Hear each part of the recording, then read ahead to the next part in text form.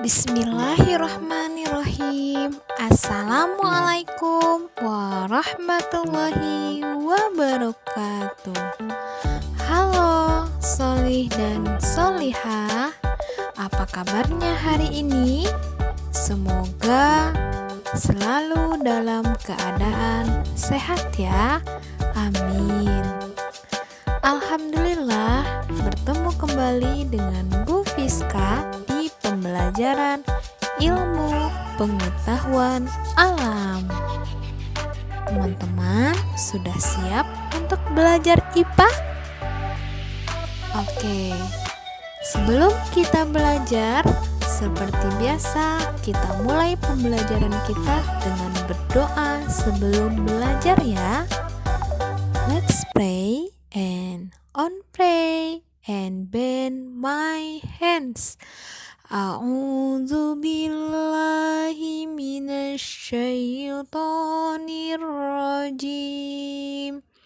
Bismillahirrahmanirrahim. Raditu billahi rabba wa bil islami dina wa bi Muhammadin nabiyya wa rasula. Rabbi zidni ilman warzuqni fahman. Amin. Alhamdulillah, teman-teman semua, hari ini silakan teman-teman simak video pembelajaran dari Bu Fiska ya dengan baik, dan semoga apa yang Bu Fiska sampaikan hari ini bisa dimudahkan untuk teman-teman dalam mendengarkan dan mengerjakan tugas-tugasnya nanti. Selamat menyaksikan. Hari ini teman-teman semua kita akan belajar tentang pemantulan dan penyerapan bunyi. Nah, pekan kemarin di pembelajaran sebelumnya kita masih belajar tentang bunyi juga ya. Itu tentang alat indera, telinga, bagian-bagian telinga, kemudian struktur telinga, kemudian juga macam-macam bunyi, ada audiosonik, infrasonik, dan ultrasonik. Teman-teman masih ingat ya? Boleh nanti dilihat kembali mind map atau peta konsep yang sudah teman-teman buat pekan sebelumnya. Nah, hari ini Bu Fiska akan melanjutkan tentang bunyi pantul, teman-teman semua. Nah, jadi salah satu sifat bunyi itu adalah dapat dipantulkan, teman-teman. Bunyi mempunyai sifat memantul dan menyerap. Bunyi dapat dipantulkan bila mengenai benda yang permukaannya keras. Sebaliknya, bunyi akan diserap jika mengenai benda yang permukaannya lunak. Jadi kalau dipantulkan mengenai benda yang permukaannya keras ya, dan jika diserap mengenai benda yang permukaannya lunak. Nah, kemudian teman-teman semua, untuk pemantulan dan penyerapan bunyi ini kita bisa melihat yang terjadi di alam ya. Di alam bebas ada makhluk hidup seperti binatang yang dapat memanfaatkan peristiwa yang dialami oleh bunyi pada kehidupannya. Nah, apakah contoh binatang atau hewan tersebut?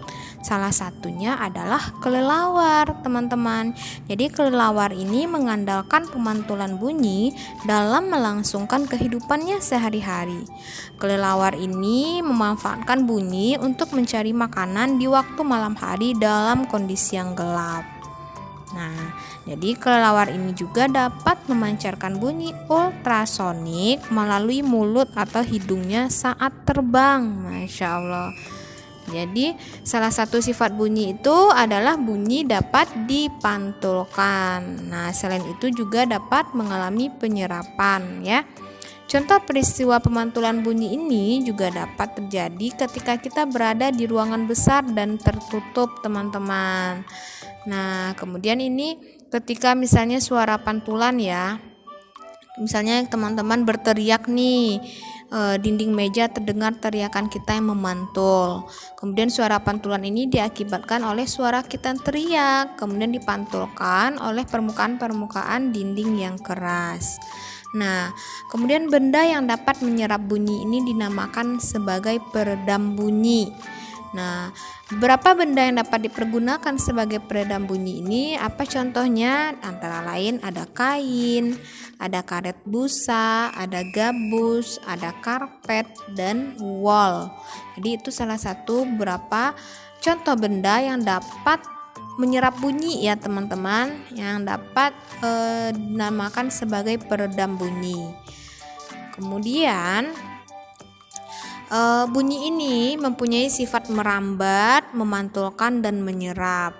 Bunyi dapat dipantulkan jika mengenai benda yang permukaannya keras. Tadi Bu Fiska sudah jelaskan. Apa saja Bu? Contohnya seperti kaca, besi, dan seng. Kemudian bunyi ini dapat diserap jika mengenai benda yang permukaannya lunak. Nah, contohnya seperti karet, seperti busa, gabus, karpet, dan wol. Nah, itu teman-teman untuk pemantulan bunyi pada permukaan keras dan penyerapan bunyi yang mengenai permukaan yang lunak. Teman-teman bisa membedakan ya berdasarkan contoh bendanya juga masing-masing. Nah, berdasarkan jenisnya bunyi pantul ini terbagi. Yang pertama disebut dengan gema. Gema itu apa? Gema itu adalah bunyi pantul yang terdengar jelas beberapa saat setelah bunyi asli. Hal ini disebabkan bunyi asli membutuhkan waktu untuk merambat dari sumber bunyi menuju dinding pemantul, kemudian kembali menuju ke lokasi sumber bunyi. Jadi, sebagai contohnya seperti pada gambar ya, berdirilah di lokasi lapangan yang bertebing, lalu berteriaklah. Beberapa saat setelah berteriak akan terdengar suara yang seakan-akan menirukan suara teriakan kita. Nah, teman-teman bisa praktekkan ya. Misalnya teman-teman lagi jalan-jalan nih di daerah yang tinggi, misalnya yang ada tebingnya. Kemudian misalnya teman-teman silahkan berteriak. Nah, nanti kan pasti akan mantul ya. Ada suara kita lagi yang seakan-akan menirukan suara teriakan kita tadi. Nah, itu dinamakan dengan gema, teman-teman. Jadi bunyi pantul yang terdengar jelas beberapa saat setelah bunyi asli. Jadi bunyi asli itu adalah teriakan kita tadi. Kemudian dipantulkanlah dengan suara yang sama, ya. Nah, kemudian yang kedua adalah gaung atau kerdam. Nah, gaung ini disebut juga dengan istilah kerdam, teman-teman. Gaung itu adalah bunyi pantul yang terdengar hampir bersamaan dengan bunyi aslinya. Hal ini dikarenakan jarak antara sumber bunyi dan dinding pemantulnya relatif dekat.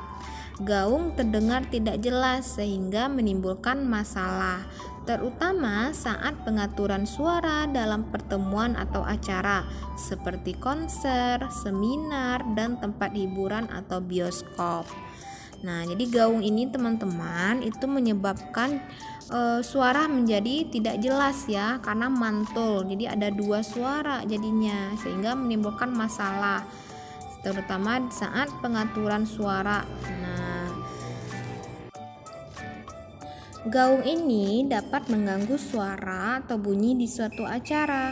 Untuk meredam gaung atau kerdam, biasanya di suatu ruangan dilengkapi peredam.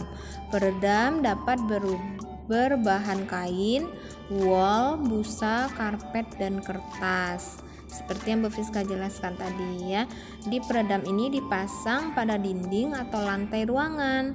Bunyi yang mengenai dinding ruangan akan diredam sehingga bunyi tidak dipantulkan kembali ke dalam ruangan.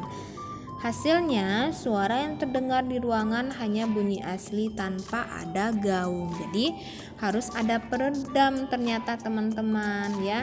Dan peredamnya itu bisa berbahan kain, wol, busa, karpet, dan kertas. Supaya apa? Supaya terdengar dengan jelas suaranya ya. Jadi teman-teman itu ya penjelasan tentang pemantulan dan penyerapan bunyi. Nah, untuk lebih jelasnya nanti teman-teman bisa kembali melihat buku tematik tema satunya. Ada di sana materi tentang pemantulan dan penyerapan bunyi pada halaman 91 sampai 93. Silahkan nanti dibaca kembali bukunya ya untuk lebih jelasnya. Nah, alhamdulillah untuk penyampaian materi hari ini Bu Fiska cukupkan tentang bunyi. Jazakumullah khair teman-teman semua yang sudah selalu menyimak video pembelajaran dari Bu Fiska ya. Untuk tugasnya hari ini, Bu Fiska sudah siapkan teman-teman lembar kerja yang sudah Bu Fiska share di Google Classroom-nya. Jadi nanti silahkan dilihat ya file lembar kerja di Google Classroom-nya. Dalam bentuk Word, Bu Fiska sudah berikan 10 pertanyaan di lembar kerja tersebut. Silahkan teman-teman jawab pertanyaannya, diisi soal-soalnya tersebut dengan jawaban yang sudah Bu Fiska sediakan di kolom bagian bawah. Jadi silahkan dipilih jawaban yang benarnya, yang tepatnya ya. Nah teman-teman, jika ingin di print silahkan di print dan nanti kan tinggal menulis jawabannya di kertas tersebut. Tapi jika ingin menulisnya kembali di buku tulis boleh, silahkan ditulis kembali 10 soalnya dan langsung dijawab pertanyaannya ya. Ya, dibuat semudah mungkin.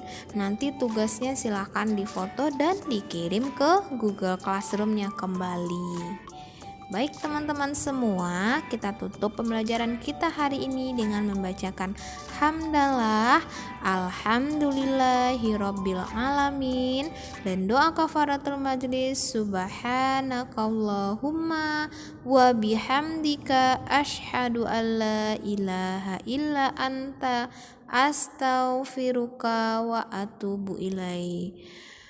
Bu Fiska tutup dengan membacakan Assalamualaikum warahmatullahi wabarakatuh. Sampai bertemu kembali ya solih dan solihah.